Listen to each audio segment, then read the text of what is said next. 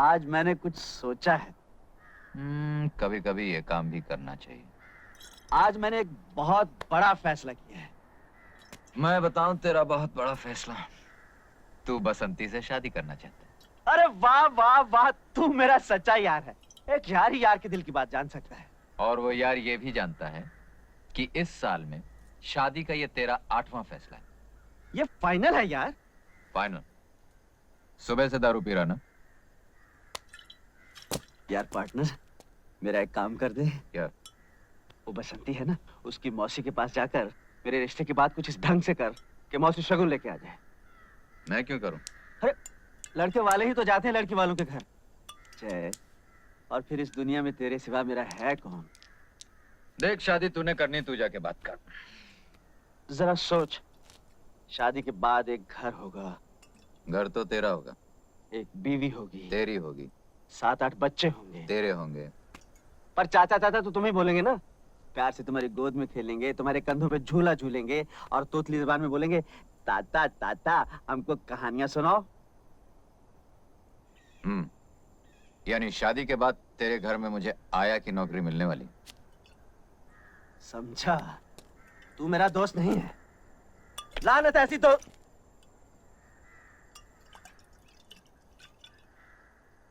इसीलिए अकड़ रहा है ना कि मेरा ये काम तेरे बगैर दूसरा कोई नहीं कर सकता।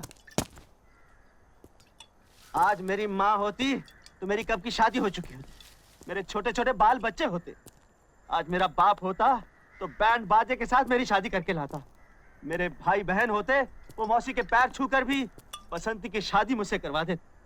लेकिन ये मत भूल जाए, जिसका कोई नहीं होता उसका भगवान होता है। भगवान? तू वो दोस्त नहीं रहा। तू नहीं चाहता मैं बुरे धंधे छोड़कर घर गृहस्थी बसा सकूं। मैंने तुझे क्या समझा था जय, लेकिन तू क्या निकला?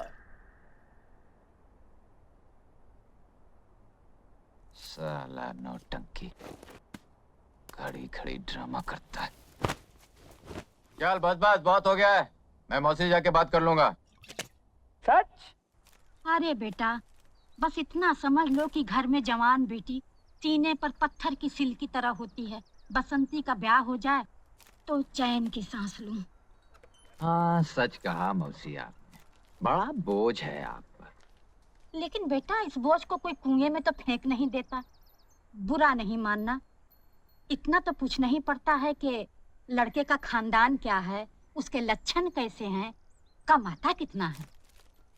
कमाने का तो यह है मौसी कि एक बार बीवी बच्चों की जिम्मेदारी सर पे आ गई तो कमाने भी लगेगा।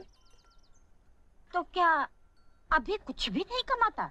नहीं नहीं, ये मैंने कब कहा मौसी, कमाता है, लेकिन अब रोज रोज तो आदमी जीत नहीं सकता ना।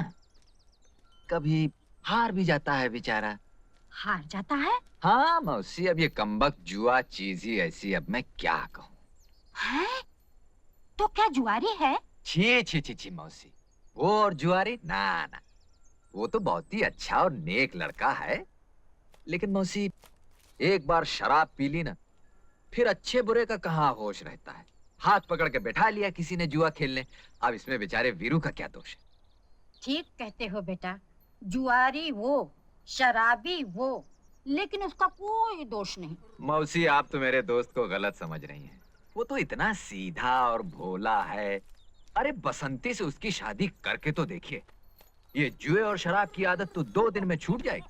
अरे बेटा, मुझे बुढ़िया को समझा रहे हो? ये शराब और जुए की आदत किसी की छूटी है आज तक? मौसी, आप वीरू को नहीं जानती, विश्वास कीजिए, वो इस तरह का इंसान नहीं है। एक बार शादी हो गई तो वो उस गाने वाली के घर जाना बंद कर देगा, बस शराब अपने आप छूट जाएगी। हाय हाय, बस यही एक कमी रह गई थी। तो क्या किसी गाने वाली के घर भी आना जाना है? तो इसमें कौन सी बुरी बात है मौसी? अरे गाना सुनने तो राजा महाराजा और ऊंचे ऊंचे खानदान के लोग जाते हैं। हाँ। अच्छा, तो बेटा ये भी बताते जाओ कि तुम्हारे ये गुणवान दोस्त किस खानदान के हैं? बस मौसी, खानदान का पता चलते ही हम आपको खबर दे देंगे। एक बात की दात दूंगी बेटा, भले 100 बुराइयां हैं तुम्हारे दोस्त में, फिर भी तुम्हारे मुंह से उसके लिए तारीफ ही निकलती है। अब क्या करूं मौसी, मेरा तो दिल ही कुछ ऐसा है। तो मैं ये रिश्ता पक्का समझूं? सारी जिंदगी लड़की कुंवारी बैठी रहे, लेकिन मैं ऐसे आदमी से बसंती को नहीं ब्याहने वाली। सगी मौसी हूँ, कोई सौतेली माँ नहीं। अजीब बात है, मेरे इतने समझाने पर भी आपने इनकार कर दिया। बेचारा वीरू, न जाने क्या करेगा। कूद जाऊंगा, फन जाऊंगा, मर जाऊंगा। हट जाओ। वही कर रहा हूँ भैया जो मजनू ने लैला के लिए किया था, रांझा ने हीर के लिए किया था, रोमियो ने जूलियट के लिए किया था। Suicide, suicide. अरे भाई, ये सुसाइड क्या होता है? अंग्रेज लोग जब मरते हैं तो उसे सुसाइड कहते हैं। लेकिन ये अंग्रेज लोग मरते क्यों हैं? वो अरे भाई, बात क्या है? तुम सुसाइड क्यों करना चाहते हो? ये मत पूछो चाचा, तुम्हारे आंसू निकल आएंगे। ये बड़ी दुख भरी कहानी है। इस स्टोरी में इमोशन है, ड्रामा है, ट्रेजेडी है। ये बसंती है ना, इससे मेरा लगन होने वाला था चाचा, लेकिन इसकी बुढ़ी मौसी ने बीच में भांजी मार दी। अब मैं इस दुनिया में नहीं रह सकता। गाँव वालों, तुमको मेरा आखिरी सलाम। Goodbye, goodbye. अरे भाई, ये गुड बाय क्या होता है? अंग्रेज लोग जब जाते हैं तो गुड बाय कहते हैं। लेकिन ये अंग्रेज लोग जाते कहाँ हैं? मैं जा रहा हूँ, भगवान मैं आ रहा हूँ। रुक जाओ, तुम लोग जोर देते हो, थोड़ी देर रुक जाता हूँ। अरे वाह, अरे तुम कैसे दोस्त हो? तुम यहाँ बैठे हो? क्यों, क्या हुआ? मुझे क्या मालूम क्या हुआ? वो देखो तुम्हारा दोस्त कहाँ चढ़ गया। देखो, मेरा दिल भर चुका। देखा, देखा तुमने? हाँ देखा, कुछ नहीं होगा। जब दारू उतरेगी तो ये भी उतर आएगा। यूं कि मैंने एक से एक जालिम देखा, मगर तुम्हारे जैसे पत्थर दिल दोस्त नहीं देखा जो। अरे संभालो! या न दोस्त, इसलिए मैं जान दे कर रहूंगा। लेकिन एक बात सुन लो गाँव वालों, जहाँ कोई प्रेमी जान देता है वहाँ भयंकर किस्म की मुसीबतें आती है। कैसी मुसीबतें आएंगी? अकाल, सूखा, चचक, हैजा, और ये सब इस बुढ़िया की वजह से आएंगी। इस बुढ़िया की वजह से। देख लेना गाँव वालों, when I dead, police coming, police coming, बुढ़िया going jail, in jail, बुढ़िया चक्की pissing and pissing and pissing and pissing and pissing। अरे मौसी, हाँ कर दो, नहीं तो ये जान दे देगा। अरे कैसे हाँ कर दूं दीनानाथ जी? अरे गाँव वालों, इस बुढ़िया से दरखास्त की कोई जरूरत नहीं। अब मैं रुकने वाला नहीं हूँ, मैं जान दे कर रहूंगा। 1, 2, 3। मौसी, मौसी हाँ कह दो ना। तो कोर्ट कचहरी का चक्कर हो जाएगा मौसी। अरे भैया, मैं तो कभी कोर्ट कचहरी नहीं गई। हाँ कह दो मौसी। हाँ, वीरू, ठहर जा, मैं तैयार हूँ। मौसी ने हाँ कह दी भाई, नीचे आ जाओ, आ जाओ। मौसी से कौन शादी करेगा सालो? मुझे तो वो बसंती से शादी करनी है, बसंती से। वीरू, मैं तुमसे शादी करने के लिए तैयार हूँ, अब नीचे आ जाओ। अरे गाँव वालों, सुना तुमने भाइयों? मौसी भी तैयार है, बसंती भी तैयार है, इसलिए मरना कैंसल। मैं नीचे उतरता हूँ मौसी, मौसी जी मैं नीचे उतरूंगा।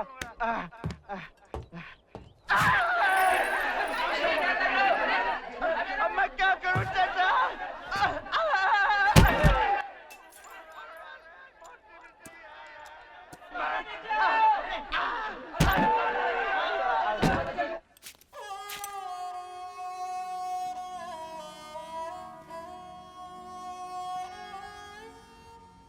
अच्छा अब्बा, जा रहे हो मियाँ? जाओ, अल्लाह के सपुर्द। पहुंचते याद से खत लिख देना खैरियत का। जी अब्बा। मियाँ तुम खाने पीने के मामले में बड़े लापरवाह हो, जरा सेहत का ख्याल रखना। कोई खुदा बख्शे हमारे वालिद कहा करते थे कि जान का सदका माल और इज्जत का सदका जान। चल थोड़ी दूर साथ चलता हूँ, सैर भी हो जाएगी। नहीं अब्बा, आप आराम कीजिए, मैं यहीं से चला जाऊंगा। अच्छा ठीक है, आओ भाई जरा।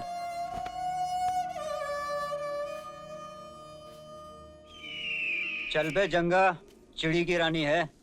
चिड़ी की रानी तो ठीक है सांभा, वो देख चिड़ी का गुलाम आ रहा है।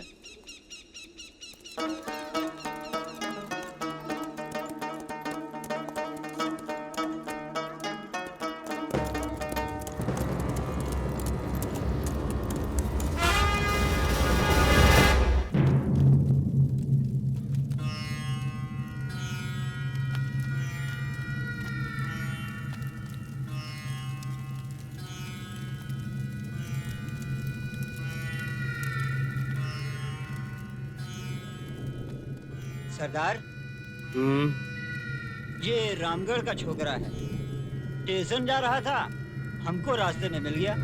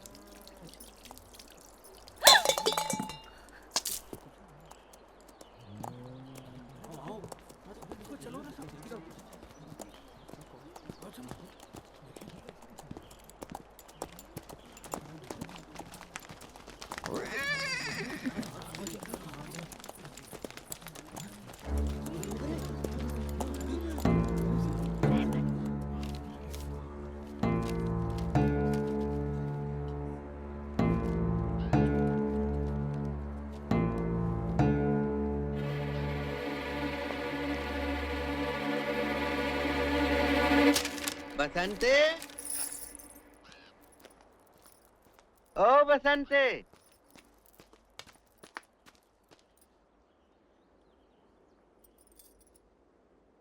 ये इतना सन्नाटा क्यों है भाई?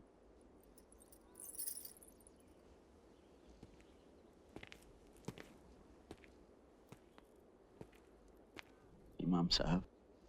कौन? वीरू बेटा, ये खामोशी क्यों है यहाँ? हाँ? आप आइए मेरे साथ, आइए। क्या हुआ? क्या हुआ था बेटा? ये कहाँ लिए जा? कौन?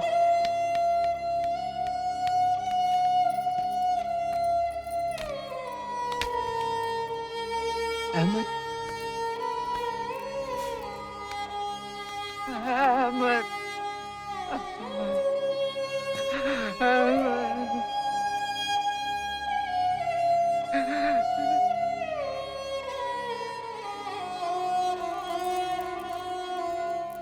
इन्ना लिल्लाहि व इन्ना इलैहि राजिऊन। इमाम साहब, अब क्या तसल्ली देते हो ठाकुर? ये सब तुम्हारे कारण हुआ है। हाँ सुन लो। और तुम भी सुन लो गांव के लोगों, गब्बर की ये चिट्ठी। रामगढ़ के वासियों, देख लो ठाकुर की बातों में आकर गब्बर से टकराने का अंजाम। अगर अब भी तुम सीधे रास्ते पर नहीं आए तो रामगढ़ के हर आंगन में मौत नाचेगी। इसलिए अगर बाल बच्चों की जिंदगी चाहते हो तो कल सुबह सूरज निकलते ही ठाकुर के दोनों आदमियों को पुरानी टेकरी पर हमारे हवाले कर दो। डाकुओं का सरदार गब्बर सिंह। अरे इतने बड़े संकट में हमें डाल दिया ठाकुर, ये क्या किया तुमने?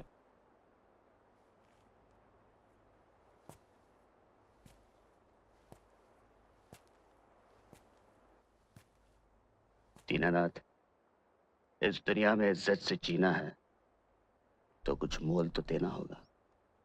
ठाकुर, हम डाकुओं को अपने जीने का मोल अनाज दे सकते हैं, अपने बच्चों की जिंदगी नहीं। हम किसान हैं, सिपाही नहीं। हाँ शंकर, हम किसान हैं। ये देश तो युग युग से किसानों का देश है, लेकिन जब जब किसी जालिम ने हमला किया है, गंगा कसम हम किसानों ने अपनी दरातियां पिघलाकर तलवारें बनाई हैं। हमारी रगों में कायरों का खून नहीं है, कायरों का खून नहीं है हमारी रगों में। लेकिन बेटा, इस खून खराबे से क्या होगा? भला अहिंसा भी तो एक चीज है। अहिंसा को मैं भी मानता हूं चाचा, लेकिन एक दुष्ट पापी के सामने सर झुकाना अहिंसा नहीं, कायरता है, बुज़दिली है। जो झुकते नहीं और टूट जाते हैं ठाकुर। ठाकुर न झुक सकता है न टूट सकता है, ठाकुर सिर्फ मर सकता है काशीराम। मगर जब तक जीऊंगा सर उठा के जीऊंगा। अरे कब तक जियोगे तुम और कब तक जिएंगे हम, अगर ये दोनों इस गांव में रहे? अगर तुम लोग ये समझते हो कि हमें गब्बर के हाथों देकर तुम्हारे बच्चों की जिंदगी बच सकती है, तो कर दो हमें गब्बर के हवाले। हम तैयार हैं। हाँ, अब तो वही होगा जो होना चाहिए। हम इस मुसीबत का बोझ नहीं उठा सकते। कौन ये बोझ नहीं उठा सकता भाई? जानते हो दुनिया का सबसे बड़ा बोझ क्या होता है? बाप के कंधों पर बेटे का जनाजा। इससे भारी बोझ कोई नहीं है। मैं बूढ़ा ये बोझ उठा सकता हूँ और तुम एक मुसीबत का बोझ नहीं उठा सकते। भाई, मैं तो एक ही बात जानता हूँ, इज्जत की मौत जिल्लत की जिंदगी से कहीं अच्छी है। बेटा मैंने खोया है, मैंने, फिर भी यही चाहूंगा कि ये दोनों इसी गांव में रहें। आगे आपकी मर्जी।